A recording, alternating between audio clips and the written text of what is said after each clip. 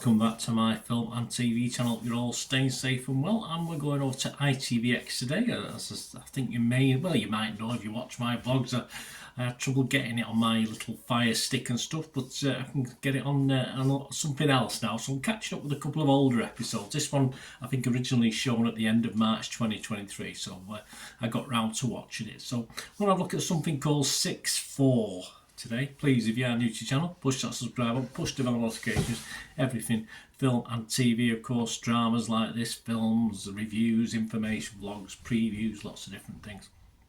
So it'll be great to have you on board and great to hear your comments on this or anything to do with film and TV. Just let us know what you're thinking, what you're up to, what have you watched, what you're liking, what you're looking forward to. Great to hear from you.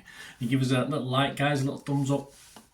That's much appreciated. Yes, a British crime thriller on ITVX. I don't think it's shown on ITV yet as I'm recording this on the 17th of October 2023. So I'm not sure. I don't think it's been on ITV as no, but usually some of them come on about a few months later, so it could be coming out. It's set in Glasgow and Edinburgh, starring Kevin McKidd, Vinette Robinson, Alex Ferns and James Cosmo. And it's an adaptation of Gregory Burke's novel of the same name by Hideo Yokoyama. There you go. It was made available on ITVX on the 30th of March 2023. What's it about? Well, Chris and Michelle are parents to a missing child, but a wider conspiracy may link the father of another missing child to Chris's brother Philip, who's also a member of the police force, but a little bit higher up. So yeah, conspiracies abound in this one, but only 4 episodes by about 40 odd minutes, so we get through it all reasonably quickly.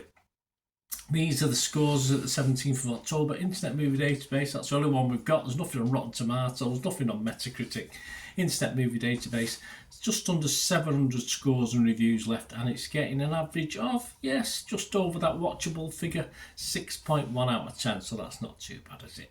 Right, so that brings us very quickly today onto my little thoughts. I mean, it's a grizzled detective constable with a high-flying brother in the force, in a troubled marriage with a daughter missing, with an ex on his back, mithering him, and it's set up for 4 dark episodes, and I think episodes 1 and 2 set it up quite nicely.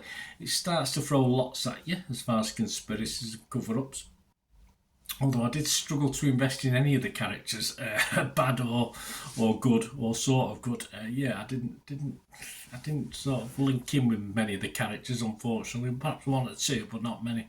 Episode 3 did make me laugh. Actually, it's not supposed to make you laugh, of course it isn't. But just watch it. If you watch it, and just before the first ad break, just made me smile. I mean, it didn't look in the cupboard, but it's just my sense of humour. I think I not sure I was supposed to laugh, but there you go. As things become clearer and more messy, it did become a little predictable for me. I was sort of coming up with what was going to happen before it did happen. So not a lot of great work gone into sort of keeping things secret, keeping you thinking all the way through.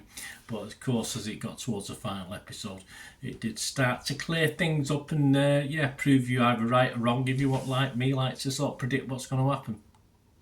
I thought the payoff was a little bit of a letdown, but some okay conclusions within it, but not quite the climax we perhaps deserve from the first couple of episodes, which I found reasonably entertaining. Yeah, the episode breakdown, episode 1 was a bit of a slow burn, but it set it up nicely, so I scored that a 6.5 out of 10. Episode 2, I thought the plot thickens, or the flop pickens as we say, more petrol added to the fire, and again a very watchable 6.5 out of 10, but it started to lose a little bit of appeal in episode 3. As I said, I did laugh at that one element of it, but at least we found a couple of things out, which is always good. You don't want to be sort of still thinking by the last episode, well, I don't anyway, but it did become a little bit predictable in the conclusions. And of course, so I give that episode a 6 out of 10, a little bit less.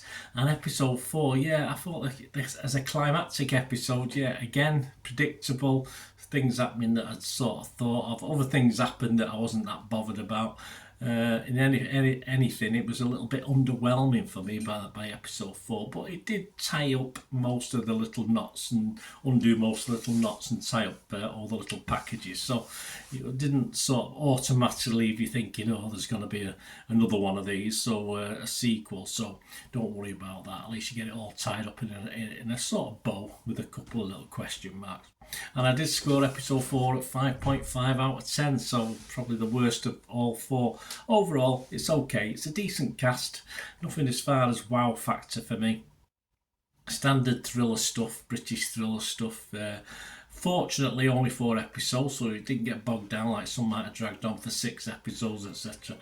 So it didn't get dragged out, and it is okay. It's definitely watchable overall. As I said, a little bit disappointed by episode 4, but I will give it a fresh rating. If it was Rotten Tomatoes, I'd give it a positive rating. It was Metacritic, and yes, I'm going to give it a watchable rating. So a little bit down on Internet Movie Database, but I did play on giving it a 5.5 based on I was a little bit disappointed at the end, but I am overall, yeah, I'll give this a 6 out of 10. No bells and whistles with this, just bog standard stuff, but it was okay. It was okay. It was an okay watch, so I'll give it 6 out of 10. Let me know what you think, guys. Great to hear from you. Until we meet again, that's one thing, don't I? Please stay safe, everyone. Bye for now.